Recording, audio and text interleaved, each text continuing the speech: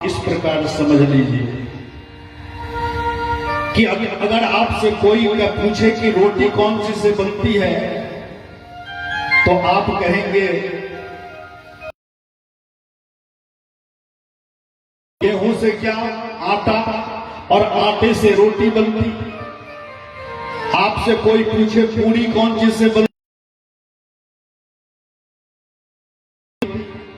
आपसे कोई पूछे पराठा कौन सी से तैयार होता है, तो यही उत्तर आएगा कि ये भी गेहूं, ये भी आटे से, पूरी भी आटे से, परोठा भी आटे से, लेकिन सबका स्वाद अलग अलग है कि नहीं, लेकिन तत्व एक ही है।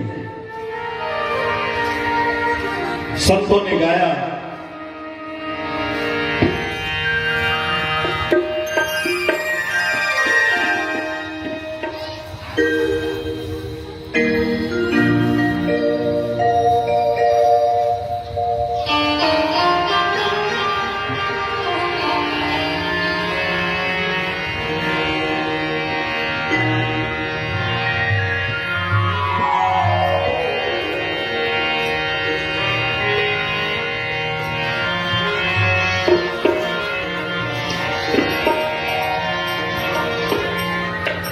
श्री बोलियानंद गंध भगवान की।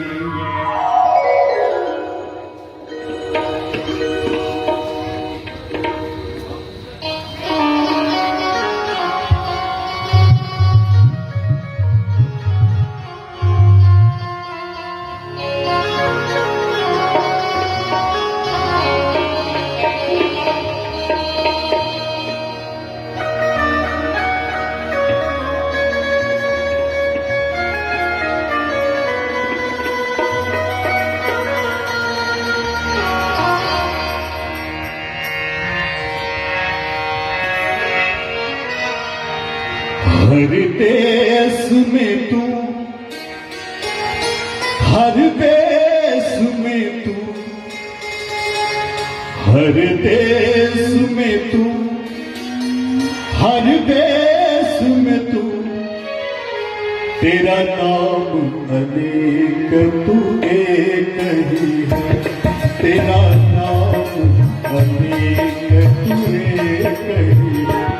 हर देश में तू, हर देश में तू, हर देश में तू, हर देश में तू, तेरा नाम अनेक तू एक ही है, तेरा नाम अनेक तू एक ही है।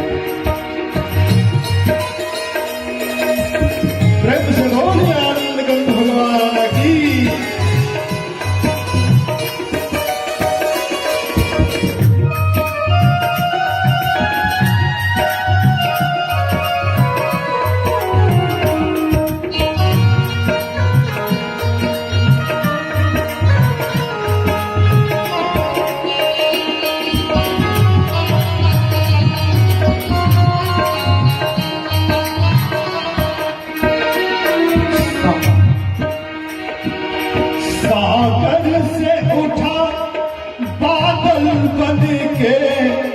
बादल से गिरा जल हो करके,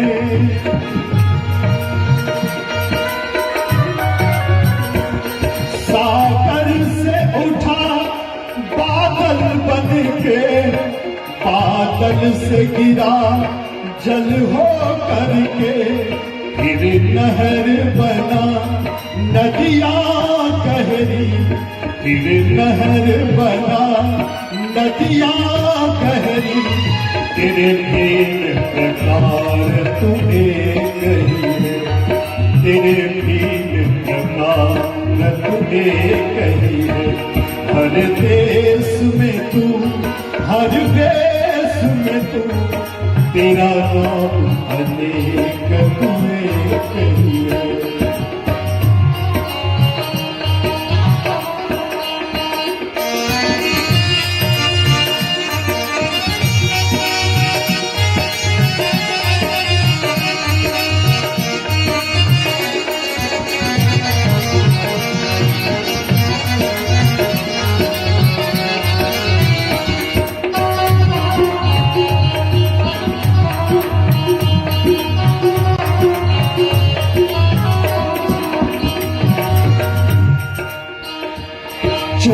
चोटी से अनु,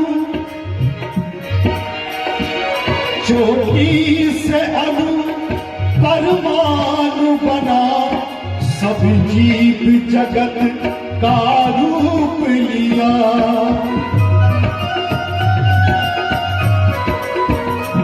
चोटी से अनु परमाणु बना, सब जीव जगत का रूप लिया। कहीं पर्वत वृक्ष विशाल बना, कहीं पर्वत वृक्ष विशाल बना। सौंदर्य तेरा सब ही सब, सौंदर्य तेरा सब ही सब। हर रूप में तू, हर देश में तू, हर देश में तू, तेरा नाम अनेक तूने कही है।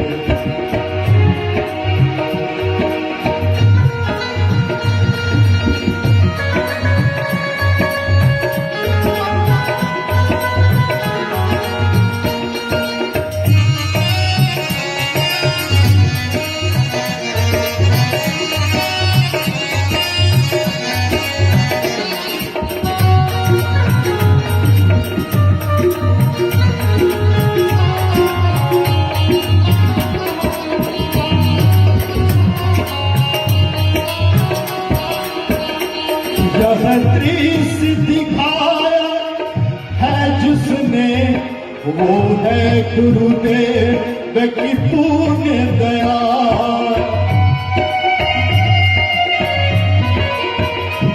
यह दृश्य दिखाया है जिसने, वो है गुरुदेव की तूने दया। तेरा दास कहे प्रभु और दिखा, तेरा दास कहे प्रभु और दिखा। बस मैं और तू सब एक है, बस मैं और तू सब एक है। हर देश में तू, हर देश में तू, तेरा नाम अनेक तू एक है। तेरा नाम अनेक तू एक है, तेरा नाम अनेक तू एक है, तेरा नाम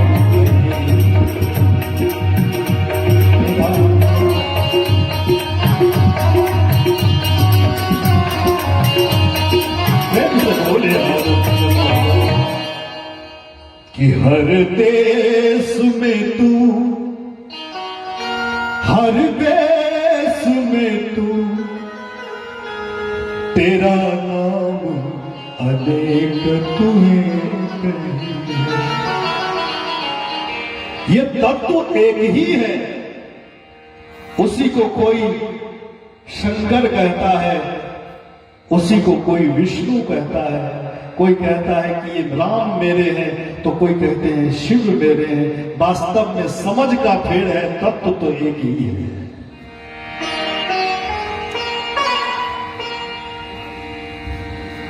सुत जी महाराज से सौनक जी ने कहा कि महाराज जरा एक बात बताओ,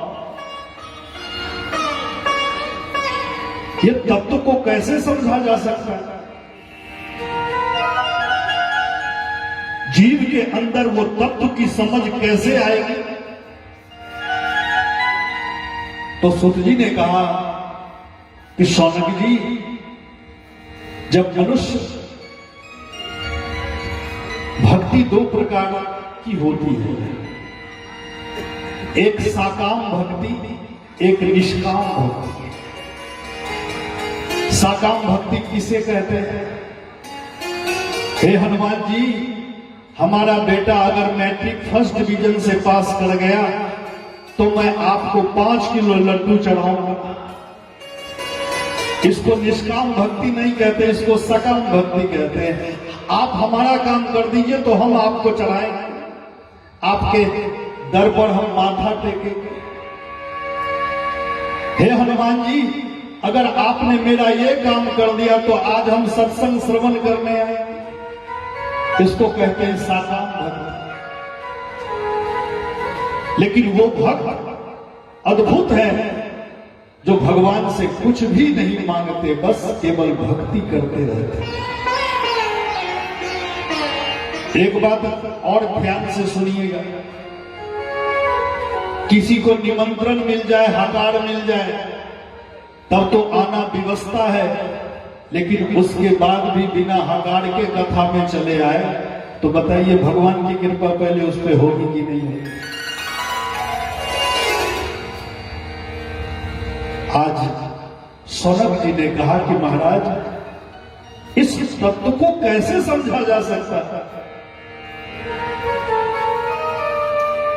सुत जी ने कहा कि जब मनुष्य निष्काम भक्ति भगवान का करता है और उस भक्ति में भक्त रंग जाता है, तो भक्ति के 5 रस होते हैं। भक्ति के कितने रस होते हैं? 5। कौन कौन? शांत, दास्य, वात्सल्य, श्रृंगार। महाराज इस प्रकार से भक्ति के ये 5 रस, और जब भक्ति में भक्त रंग जाता है और 5 रस का प्रादुर्भाव अंदर होने लगता है, भक्ति से हृदय भर जाता है, तब उस भक्त के अंदर ही अंदर उस तत्व का बोध हो जाता है। अर्थात भक्ति ही तत्व का बोध कराती है। प्रेम से बोलिए भगवत्सल भगवान की। और इसलिए बिना भक्ति के इस भवसागर से पार होना असंभव है। बिना भक्ति से आप भगवान को नहीं पा सकते।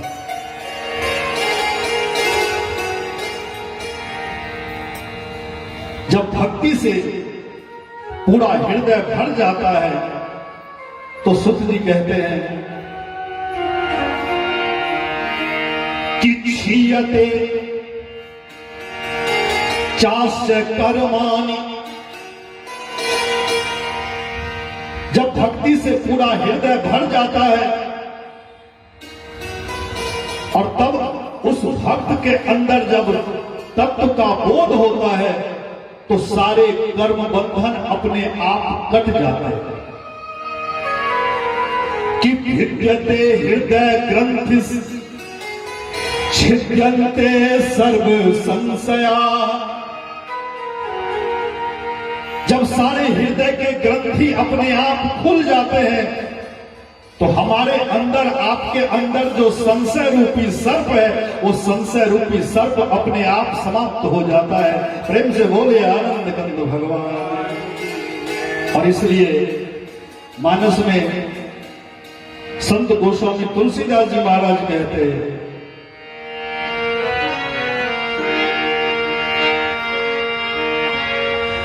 कि भगति स्वतंत्र सकल सुख खानी। बिनु सत्संग न पावहि पानी। सिया राम जय जय राम।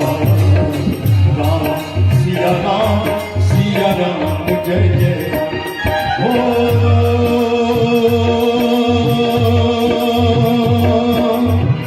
मंगल भवन अमंगल हारी। प्रभु सुदशरथ अधीर बिहारी। राम सिया राम जय जय राम।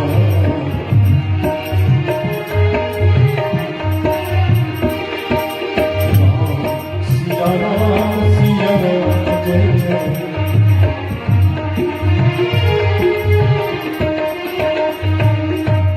प्रेम से बोले आनंद गंध भगवान की। सुत जी ने पहले प्रश्न का उत्तर दिया कि जीवस्य तत्व जिज्ञासा है। सौनक जी महाराज, तत्व को जानना ही मनुष्य का लक्ष्य है। इस तन को प्राप्त करने का यही एकमात्र लक्ष्य है कि मरने से पहले तत्व को जाने। और सौनक जी का अगला प्रश्न क्या? कि भगवान के कितने अवतार हुए, जिस कथा में हम सब गोता लगा रहे थे। कोई कहते हैं हरि अनंत, हरि कथा अनंता, कोई कहते हैं भगवान के मुख 10 अवतार हुए। तो आप सारे शास्त्र के जानकार हैं, सारे शास्त्रों का सार आप बताइए, भगवान के मुख कितने अवतार हुए। और तब सुत जी महाराज ने कहा कि हे सौनक जी, भगवान के मुख्यतः 24 अवतार हुए। पहला अवतार ब्रह्मा जी के द्वारा सनक, सनंदन, सनातन और सनत कुमार के रूप में, सनकादि के रूप में भगवान का पहला अवतार हुआ, याद रखें। और भगवान ने ब्रह्मचर्य व्रत का पालन करके दुनिया को दिखाया कि इसमें कितनी शक्ति होती। जब धरती रसातल में जली गई तो भगवान ने 12 का रूप धारण किया और धरती को रसातल से बाहर निकाल करके जल पर अवस्थित किए। प्रेम से बोलिए 12 भगवान। तीसरे अवतार में भगवान ने नारद का रूप धारण किया और धरती पर भक्ति की स्थापना की। चौथे अवतार में माता मूर्ति के द्वारा और धर्म के द्वारा माता मूर्ति के गर्भ से भगवान नर नारायण के रूप में प्रकट हुए। और 5वें अवतार में कर्दम ऋषि के द्वारा माता देवहूति के गर्भ से भगवान कपिल रूप से प्रकट हुए। प्रेम से बोलिए कपिल भगवान। 6ठे अवतार में जब माता अनसुईया के वर मांगने पर ब्रह्मा, विष्णु, महेश तीनों पुत्र बनकर के आए। शंकर के रूप में साक्षात दुर्वासा जी आए। ब्रह्मा के रूप में चंद्रमा आए। और जब भगवान नारायण को अत्रि जी ने देखा तो दीवाने हो गए। भगवान ने कहा कि हे अत्रि जी, बताइए क्या चाहिए। अत्रि जी दीवाने इतने हो गए, हाथ जोड़ करके कहा कि प्रभु, हम तो बस, हमको अगर कुछ चाहिए तो बस आप ही चाहिए और दुनिया में कुछ नहीं चाहिए। भगवान ने कहा दत्तम, मैंने दिया। और भगवान 6ठे अवतार में दत्तात्रेय बन करके प्रकट हुए। प्रेम से बोलिए दत्तात्रेय भगवान। 7वें अवतार में स्वयंभू मनु की 3 पुत्रियां हुई, आकुति, देवहूति, प्रसूति। तो माता आकुति के गर्भ से भगवान यज्ञ नारायण प्रकट हुए। और 7वें अवतार में भगवान यज्ञ नारायण बनकर के प्रकट हुए। 8वें अवतार में स्वयंभू मनु के 2 पुत्र हुए, उत्तानपाद और प्रियव्रत। तो उत्तानपाद के वंश में ध्रुव जैसा भक्त का जन्म हुआ और उत्तानपाद के वंश में ही पृथु महाराज का प्राकट्य हुआ। लेकिन उत्तानपाद के वंश में पृथु महाराज का प्राकट्य हुआ, लेकिन प्रियव्रत के वंश में कौन आए? 8वें अवतार में ऋषभदेव जी आए, जिनके पुत्र महाराज भरत हुए।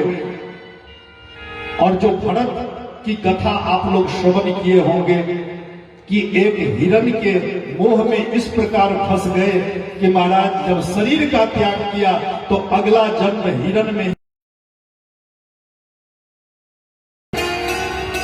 क्योंकि अंत में आपकी अंते या मति सा गति, अंत में आपकी मति जिस पर रहती है आपकी गति वही हो जाती।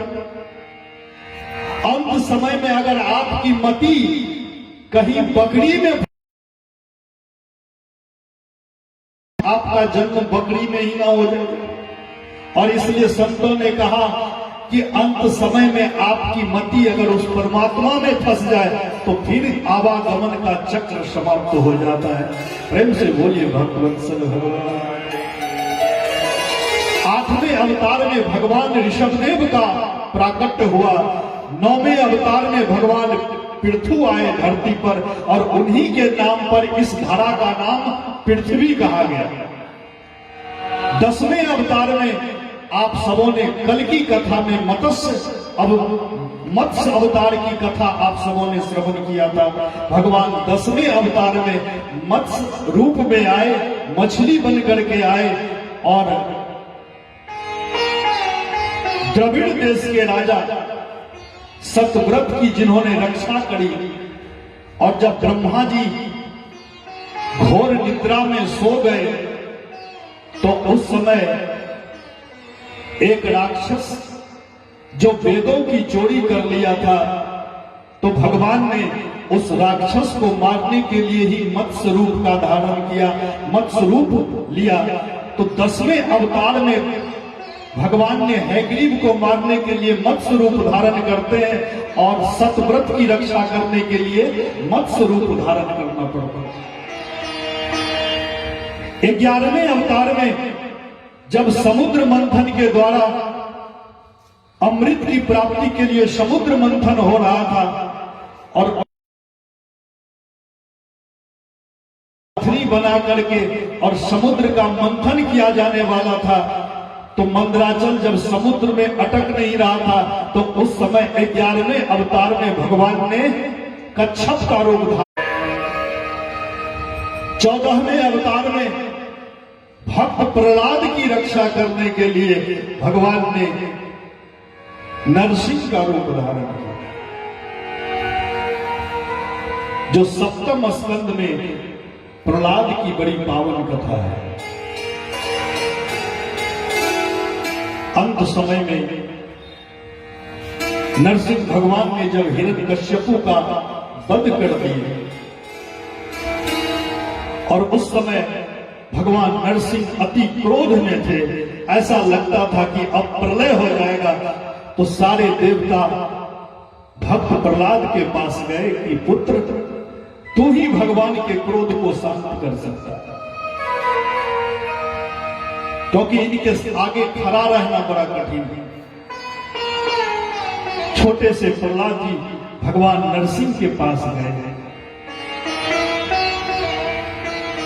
भगवान नरसिंह प्रहलाद को अपनी गोद में उठा और जिस प्रकार गाय अपने बछड़े को चाटती है, भगवान नरसिंह अपने भक्त को उसी प्रकार लाड लड़ा।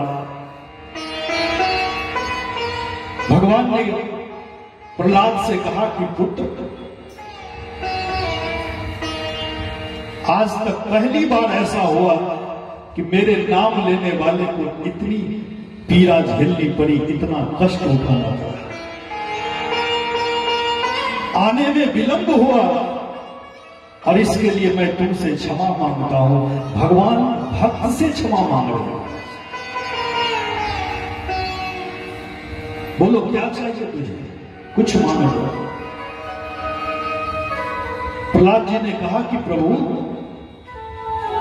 जो सौभाग्य आज एक दैत्य के पुत्र को प्राप्त हो रहा है, क्या ये सौभाग्य आपके पुत्र हैं ब्रह्मा जी, क्या ब्रह्मा जी को ये सौभाग्य प्राप्त हुआ है? भगवान ने कहा नहीं। क्या ये सौभाग्य भगवान शंकर को प्राप्त हुआ है? भगवान ने कहा नहीं। तो जब ऐसा सौभाग्य ना शंकर को प्राप्त हुआ, न ब्रह्मा को प्राप्त हुआ, न माता लक्ष्मी को प्राप्त हुआ, और वो सौभाग्य आज दैत्य पुत्र को प्राप्त हो रहा है, और फिर भी मुझे मांगने के लिए कह रहे हो, तो प्रभु मैं बस इतना ही कहता हूं कि हमें कुछ भी नहीं चाहिए, बस इतना ही हमारे लिए बहुत हो गए। भगवान ने कहा फिर भी पुत्र जब भक्त मांगता है तो हमें बड़ी प्रसन्नता होती है।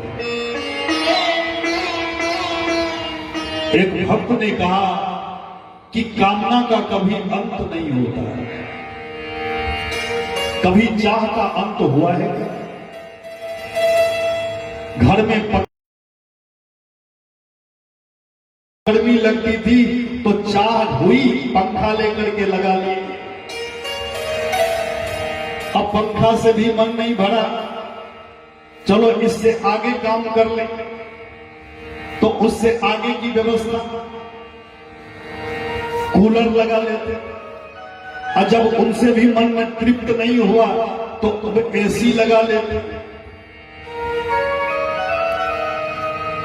एक संत ने बड़ा ही प्यारा कहा कि चाह पैसों से आनों में आती रही, चाह आनों से नोट भुनाती रही, चाह नोटों से कोठी चुनाती रही, चाह कोठी में मोटर मंगाती रही, चाह मोटर से होटल में जाती रही, चाह होटल में बोतल खुलाती रही, और चाह क्या क्या न करती कराती रही। चाह पाली जिन्होंने वो पीले हुए, चाह छोड़ी जिन्होंने रसीले हुए, चाह जर से लगी जी जड़ा हो गया, और चाह हरी से लगी जी हरा हो गया। चाह उनकी और कुछ न चाहिए, और अगर वो चाहे तो फिर क्या चाहिए। भक्त ने कहा कि भगवान अगर चाहे तो अब भगवान से मांगने की क्या जरूरत है। प्रेम से बोलिए भक्त वत्सल भगवान। प्रहलाद जी ने कहा कि प्रभु हमें कुछ नहीं चाहिए। अब भगवान ने कहा बेटा कुछ तो मांग लो। तो प्रहलाद जी ने हाथ जोड़ के कहा कि प्रभु अगर देना चाहते हो ना तो हमें इतना वरदान दे दो कि हमारे अंदर जो कामना का बीज है वो बीज ही समाप्त हो जाए। फिर प्रेम से बोलिए आनंद कंद भगवान की जय। 14वें अवतार में भगवान ने नरसिंह का रूप धारण किया, और 15वें अवतार में जब राक्षसों ने, दैत्यों ने स्वर्ग पर आक्रमण करके देवताओं को भगा दिया और स्वर्ग पर दैत्यों का आधिपत्य हो गया, और तब देवताओं का ऐश्वर्य लौटाने के लिए 15वें अवतार में भगवान वामन का रूप धारण किया, जिनकी कथा आप लोगों ने श्रवण की। 16वें अवतार में आताताई क्षत्रियों को इस धरती से मिटाने के लिए 21 बार मिटाए भगवान ने परशुराम का रूप धारण किया। 17वें अवतार में वेद को प्रकट करने के लिए भगवान ने वेदव्यास बन करके इस धराधाम पर आए। 18वें अवतार में भगवान राम रूप में दशरथ जी के घर प्रकट हुए। 19वें अवतार में बलराम जी बन करके आए, और 20वें अवतार में लीला पुरुषोत्तम भगवान कृष्ण बन करके आए। 21वें अवतार में हंस बन करके आए। 22वें अवतार में हैग्रीव बन करके आए। 23वें अवतार में बुद्धा अवतार हुआ, और 24वां अवतार जो कल्कि अवतार अब होने वाला है वो कल्कि अवतार भगवान का 24वां अवतार माना गया है। प्रेम से बोलिए भगवत से भगवान। और इस प्रकार 24 अवतारों का वर्णन करते हैं। और अगर आज आपको समस्त भागवत का सारे अवतारों का फल जरूर प्राप्त हो गया, श्रवण का फल प्राप्त हो गया। तो हम लोगों ने मत्स्य अवतार की कथा का श्रवण किया, जो 8वें स्कंध में मत्स्य अवतार की कथा है। और 9वें स्कंध में पहले सूर्यवंश की चर्चा है, और फिर चंद्रवंश की चर्चा है, जिसमें श्याम जी आए और रघुवंश में राम जी आए। इन दोनों की चर्चा हम लोग श्रवण करेंगे, लेकिन एक बार श्री राम जी के चरणों में एक बार भाव के साथ प्रेम से बोले आनंद गंद भगवान।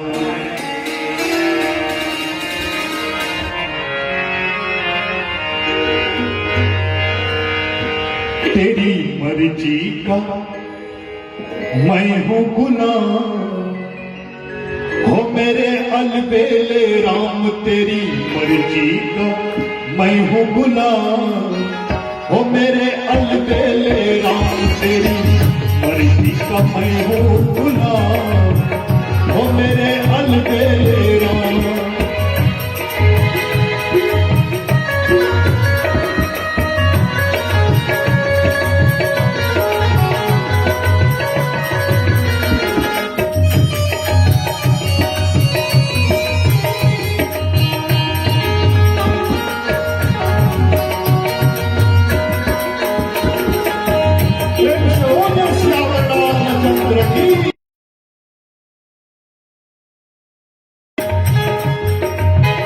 जो जो करा ले मैं तुम पर निछावर, जो जो करा ले मैं तुम पर निछावर, तुम पर निछावर हो तुम पर निछावर, जो जो करा ले मैं तुम पर निछावर। और क्या तेरे सजाया इनाम, ओ मेरे अलबेले राम तेरी मर्जी का मैं हूँ गुलाम, ओ मेरे अलबेले राम।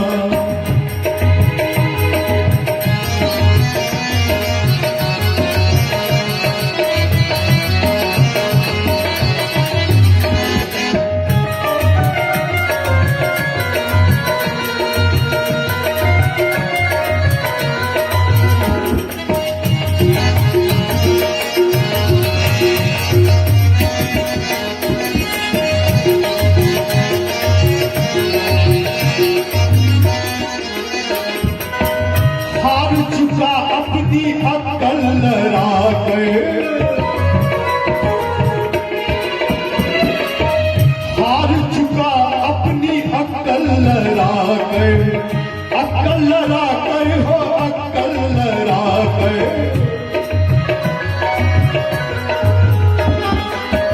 हार चुका अपनी अक्ल लड़ा कर। और एक बार दोनों हाथों से ताली से सेवा करते हुए, अरे भगवान के दरबार में उपस्थित है, माता के दरबार में उपस्थित, तो फिर शर्म करने की क्या बात है। हार चुका अपनी अक्ल लड़ा कर,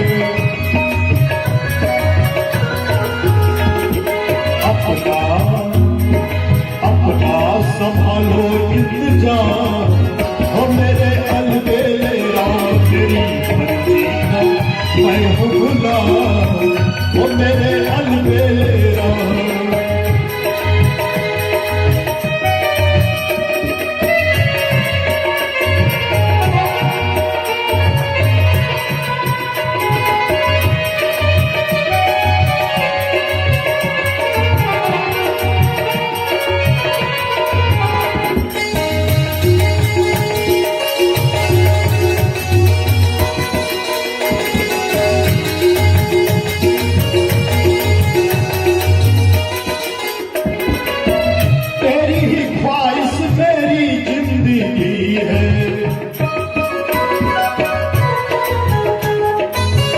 तेरी ही ख्वाहिश मेरी जिंदगी है,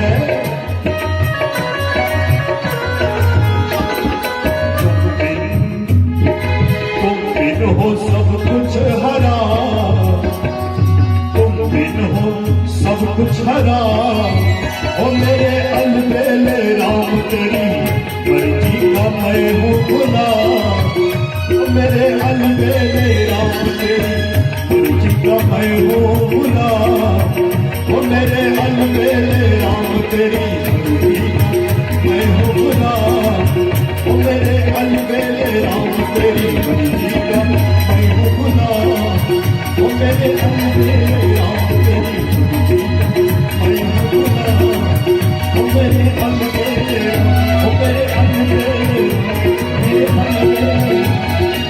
प्रेम से बोली श्याम।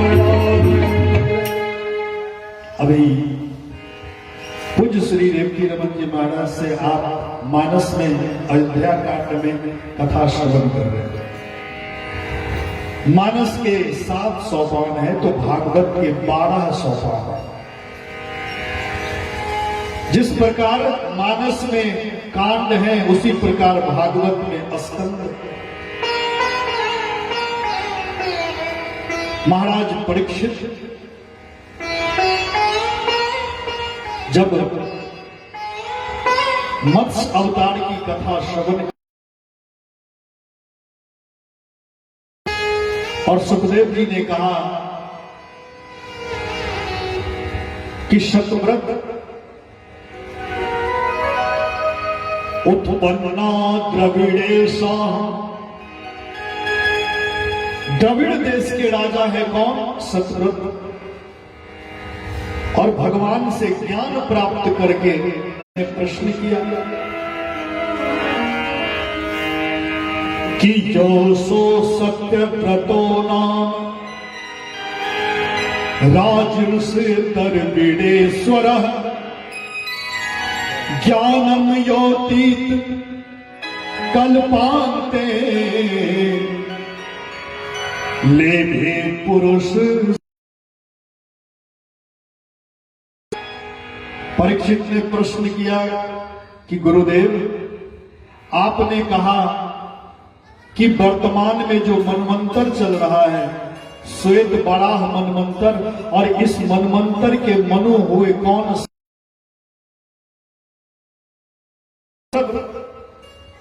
सूर्यदेव के पुत्र हुए और जिसे श्राद्ध देव मनु भी कहा जाता है। कृपा करके श्राद्ध देव मनु के वंश में कौन कौन राजा हुए, कृपा करके आप सूर्य वंश की कथा सुनो।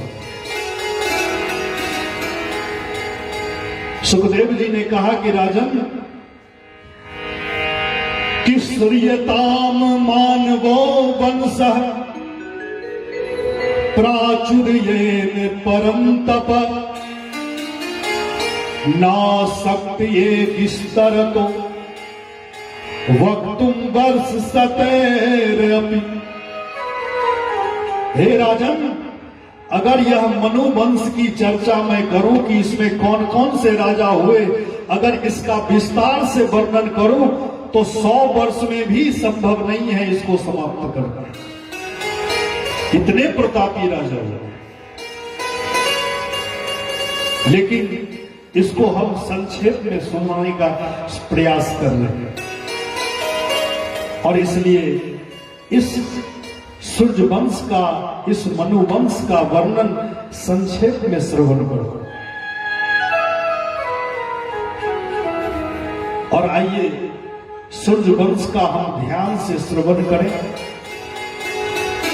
हम लोग केवल राम जी की कथा श्रवण करते हैं। राम जी के वंश में पहले कौन थे और फिर राम जी आए, तो पहले वंश को भी थोड़ा जानना जरूरी। एक से बढ़कर के एक प्रतापी राजा हुआ। सुखदेव जी कहते हैं कि राजन,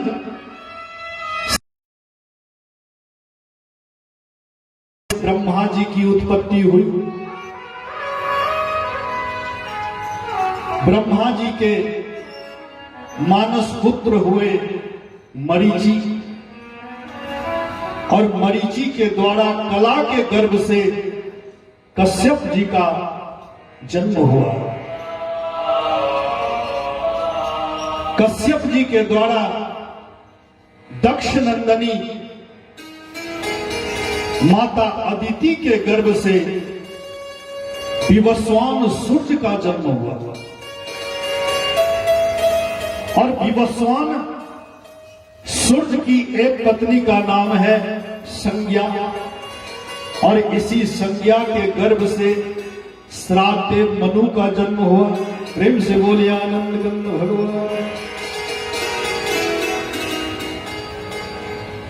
एक चीज गौर करने की है, सूर्य वंश में जितने राजा हुए तो बिना यज्ञ का वो संतान की प्राप्ति उनको नहीं हुई शुरू से। और चंद्र वंश में जितने राजा हुए बिना झगड़ा का कभी विवाह ही संपन्न नहीं हुआ। प्रेम से बोलिए आनंद गंध भगवान। तो मनु महाराज श्राद्ध देव पत्नी थी तो संतानहीन थे।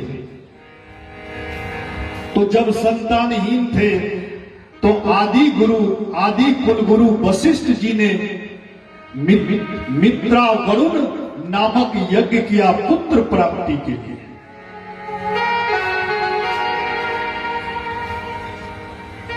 अब जब यज्ञ प्रारंभ हुआ, ब्राह्मण लोग यज्ञ में स्वाहा स्वाहा कर रहे हैं, लेकिन मनु महाराज के मन में कामना है कि पुत्र हो जाए, राजकुमार हो जाए, जो आगे फिर राज चलाए। लेकिन श्रद्धा के मन में भाव है कि पुत्री होना चाहिए। दुनिया में पहली ऐसी मां हुई जो पुत्री पाने के लिए संघर्ष कर रही है महाराज। और उन्होंने सारे पंडितों से जाकर के कहा कि महाराज एक बात कान खोल के सुन लो, क्या अगर पुत्री हुई तो जितनी दक्षिणा मिलेगी दुना कर देंगे, अगर कहीं लड़का हुआ तो जितनी दक्षिणा मिलेगी उसमें भी कटौती कर देंगे, और इसलिए लड़की ही होना चाहिए। अब जितने ब्राह्मण यज्ञ में शामिल थे, अब विचार किया कि राजा के मन में भाव कुछ है, रानी के भाव कुछ हो, दोनों का मन एक नहीं है। अब करे क्या? तो लोभ तो सबको हो ही जाता है, दक्षिणा थोड़ी ज्यादा मिल जाए। तो महाराज लड़का के लिए जो मंत्र चल रहा था, तो उन ब्राह्मणों ने मंत्र को उल्टा कर दिया। परिणाम हुआ, जब समय आया तो श्रद्धा के गर्भ से पुत्र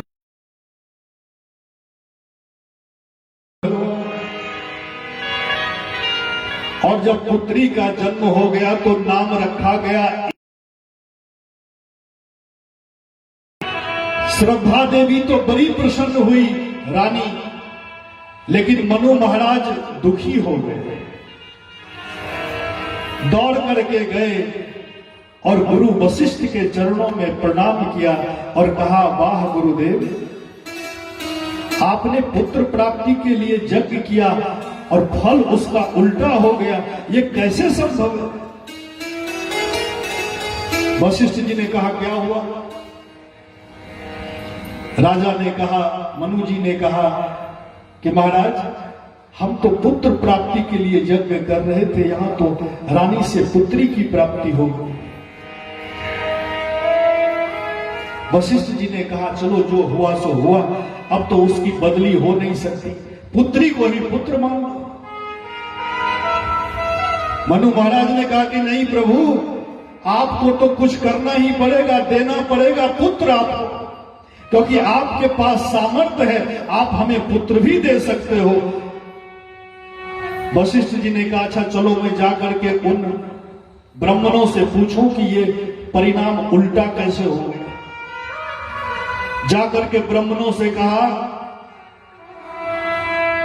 कि हे ब्राह्मण देवता, आप लोग यज्ञ में मंत्र पढ़ रहे थे, ये फल उल्टा कैसे हो गया? ब्राह्मणों ने कहा कि महाराज रानी और राजा एक मत में नहीं थे, एक के मन में पुत्री की कामना थी और एक के मन में पुत्र की कामना थी, और इसलिए इसका फल उल्टा हो गया। रानी हम सबों को ज्यादा लोभ दी और इसलिए मंत्र को हमने उल्टा कर दिया, इसलिए पुत्री की प्राप्ति हो गई। वशिष्ठ जी ने कहा, अब क्या करें? राजा एकदम उतारू है कि आपको कुछ करना ही पड़ेगा। वशिष्ठ जी ने भगवान नारायण का ध्यान किया और नारायण को याद करके जब सामर्थ्य प्राप्त कर ली, तो वशिष्ठ जी ने अपने सामर्थ्य से उसी इला नाम की पुत्री को पुत्र में परिवर्तन कर दिया। प्रेम से बोलिए आनंद गंध भगवान। नाम रखा गया सुदुम्न। सुदुम्न बड़े ही सुंदर, बड़े ही दिव्य प्रतापी राजा हुए। सुद्युम्न के द्वारा 3 पुत्रों की प्राप्ति हुई और 3 पुत्रों को दक्षिण क्षेत्र का राजा बना दिया गया। एक दिन महाराज सुद्युम्न उत्तर की दिशा में शिकार खेलने के लिए घोड़े पर सवार होकर निकले। साथ में अनेक सिपाही भी, लेकिन रास्ता भटक जाने के कारण काफी दूर निकल गए। शंकर का शाप था कि यहां जो पुरुष आएगा वो स्त्री में परिवर्तन हो जाएगा। और इसके पीछे भी कथा है। महाराज सुद्युम्न जब अंबिका वन में पहुंचे तो साप फलित हुआ और सुद्युम्न जो राजकुमार थे, महाराज राजा थे, वो सुद्युम्न रानी बन गए, लड़की स्त्री बन गए।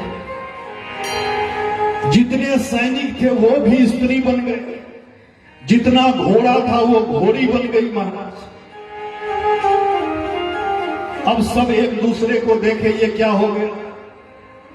भटकते भटकते किसी और वन में गए और जहां चंद्रमा के पुत्र बुद्ध से भेंट हुई, इला देवी का, जो सुद्युम्न नारी बन गए थे, तो भेंट हुई, प्रेम हुआ, विवाह हुआ और उसी इला देवी के गर्भ से महाराज पुरुरवा का जन्म हुआ और इसी पुरुरवा से आगे चंद्र वंश चला और इधर सूर्य वंश प्रारंभ होता है।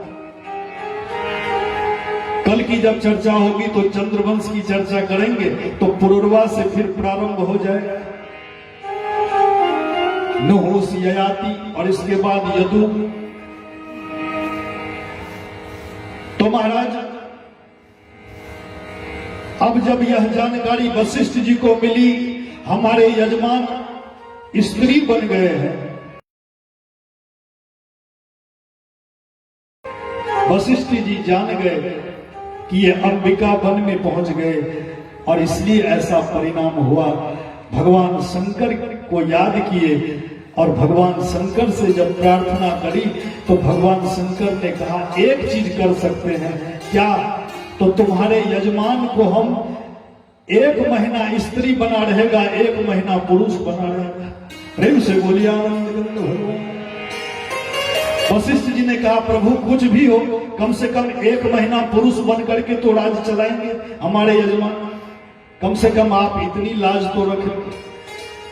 तो महाराज सुद्युम्न 1 महीना स्त्री बन के रहे, 1 महीना पुरुष बन करके रहे। प्रजा में उनकी छवि थोड़ी खराब होने लगी, कोई इज्जत से ना देखे।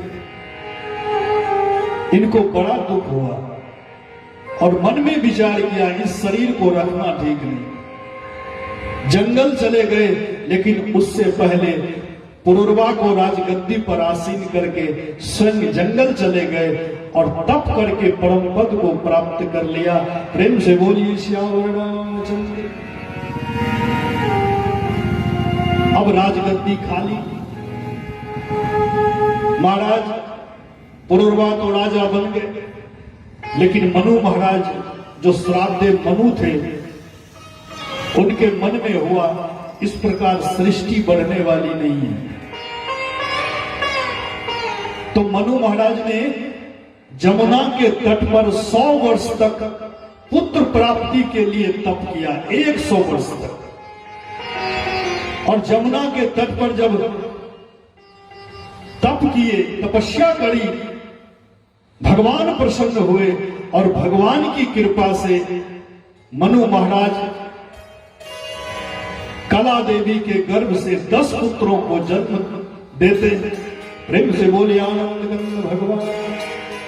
सबसे बड़े पुत्र हुए इक्ष्वाकु। तो इक्ष्वाकु, निर्ग, शर्याति, दिष्ट, धृष्ट, कुरुस, नरस्यंत, त्रिशग्न, महाराज नभग और कवि मनु महाराज के ये 10 पुत्र स्वयं मनु महाराज के समान बड़े तेजस्वी हुए। सुखदेव जी कहते हैं कि राजन, उन मनु महाराज के 10 पुत्रों में सभी तेजस्वी थे।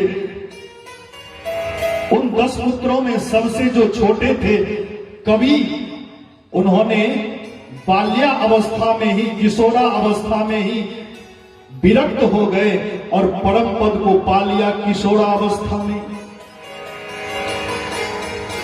एक पुत्र थे कुरुस, है क्षत्रिय, लेकिन कर्म के द्वारा वो सारे क्षत्रिय ब्राह्मण बन गए। कर्म प्रधान तो है। आज के समय में महाराज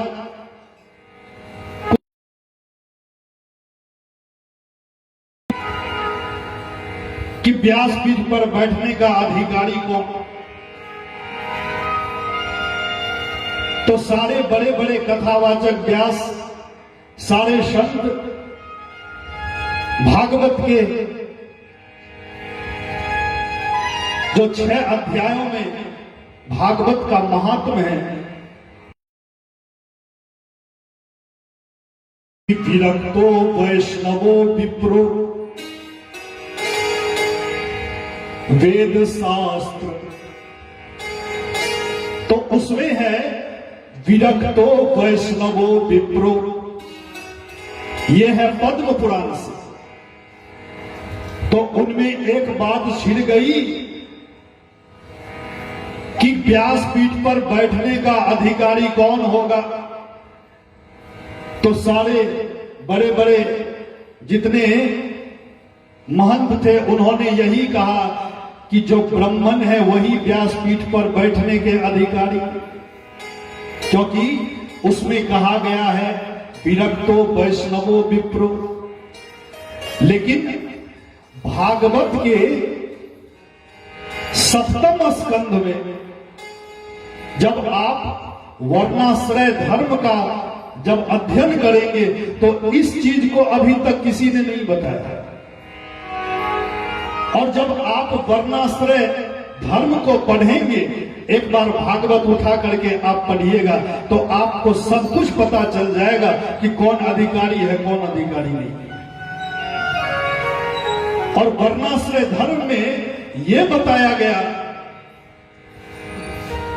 कि ब्राह्मण में 6 ब्राह्मण के 6 कर्म माने गए। कौन कौन? अध्ययन करना, अध्यापन, अध्ययन करना, अध्ययन कराना। 2 यज्ञ करना, यज्ञ कराना। दान लेना, दान देना। ये 6 कर्म बताए गए। और नीचे बताया गया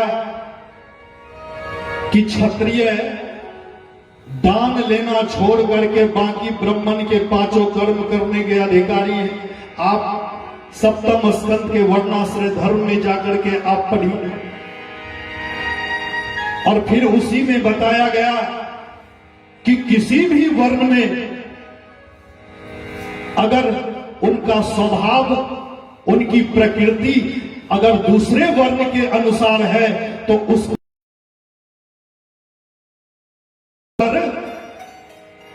वैश्य, आप उसको वैश्य नहीं कह सकते। अब ब्राह्मण में अगर गुण आ गया उसको शूद्र ही माना जाए।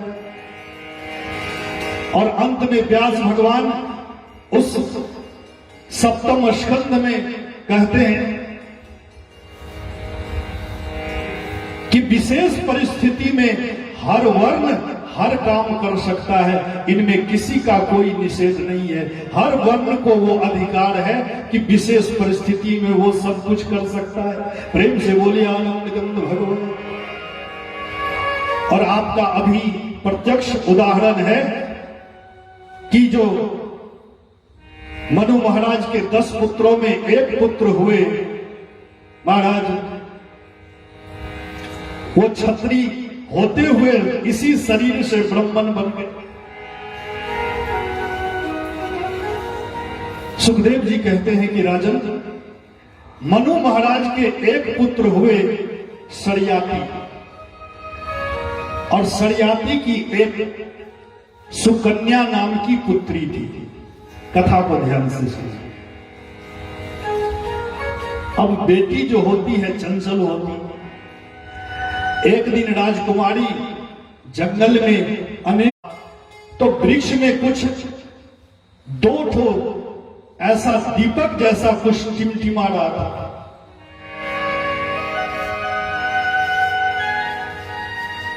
तो इनको लगा कि ये टिमटिमा क्या रहा, तो कांटा लेकर के गई और वो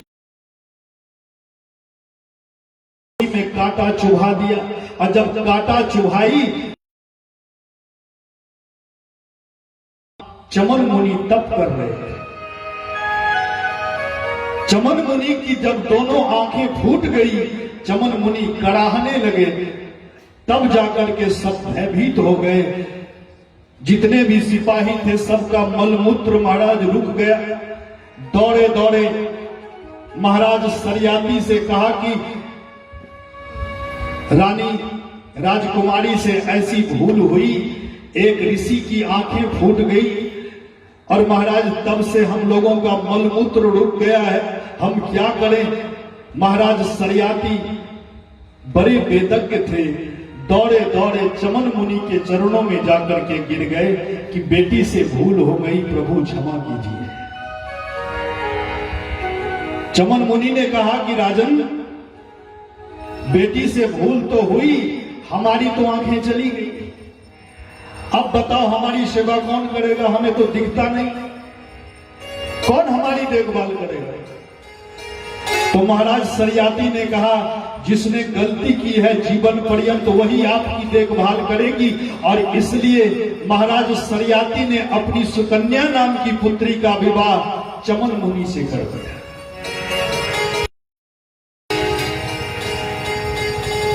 चमन मुनि से विवाह संपन्न हुआ।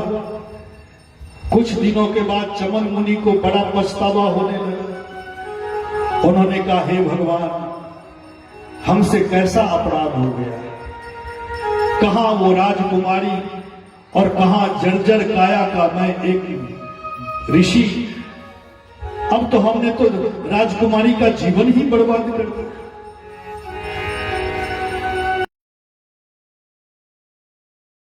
चमन मुनि बहुत बड़े तपस्वी थे। उन्होंने दोनों अश्वनी कुमार का को याद किया, जो सूर्य के पुत्र हैं और देवताओं के वैद्य माने गए। अश्वनी कुमार प्रकट हुए। चमन मुनि से कहा कि महाराज क्यों याद किया। चमन मुनि ने कहा कि देखो अश्वनी कुमार, आप देवता के वैद्य हो, हमारी दोनों आंखें समाप्त हो, जर्जर काया, और महाराज सरियाती की पुत्री से मेरा विवाह हो गया। देखो कहां ये राजकुमारी और कहां मेरी जर्जर काया। तुम ऐसा करो कि हमारी दोनों आंखें ठीक हो जाए और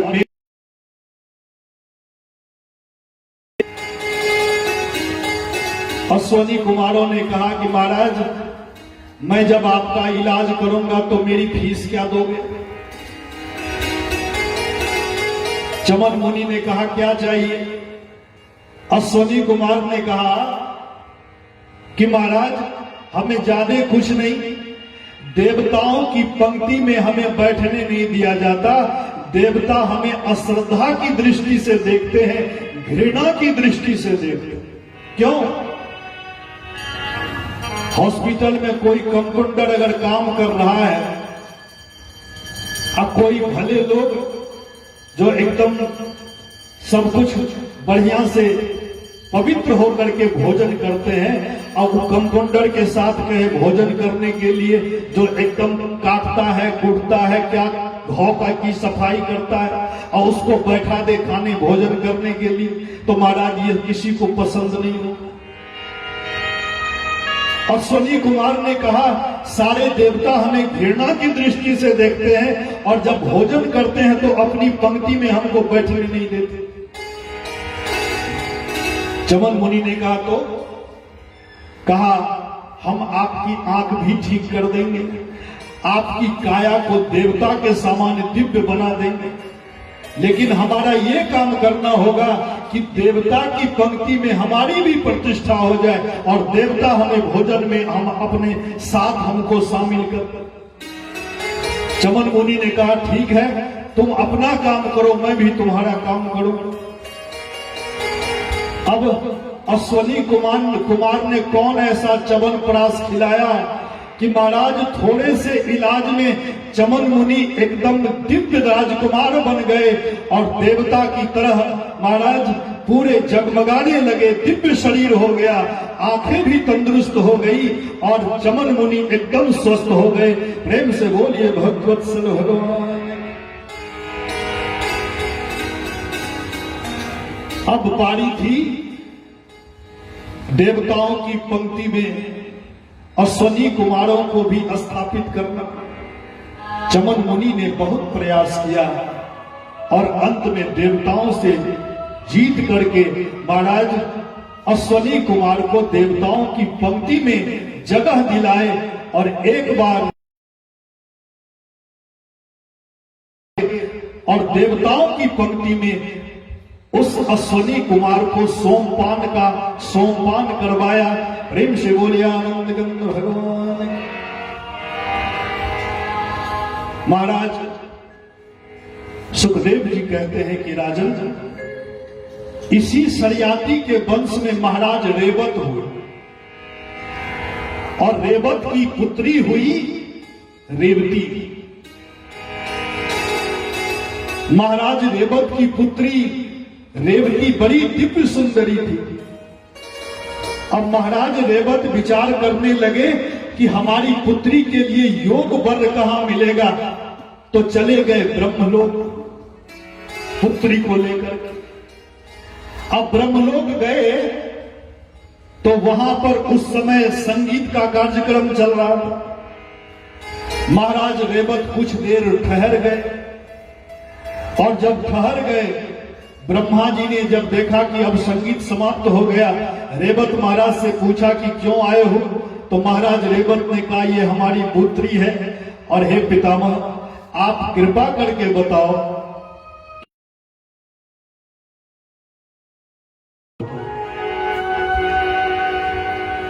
ब्रह्मा जी ने देखा, हे भगवान ये क्या बोल रहे हो?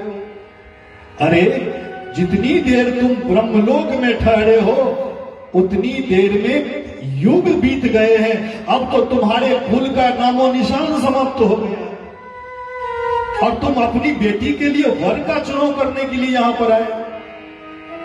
कल की चर्चा में हम सबों ने श्रवण किया था ना कि ब्रह्मा जी का एक कल्प एक दिन कितना समय होता है हम लोगों के लिए। जब 14 मनवंतर समाप्त होते हैं तो ब्रह्मा जी का एक दिन समाप्त होता है। मैडम प्रेम से बोलिए आनंद गंध भगवान।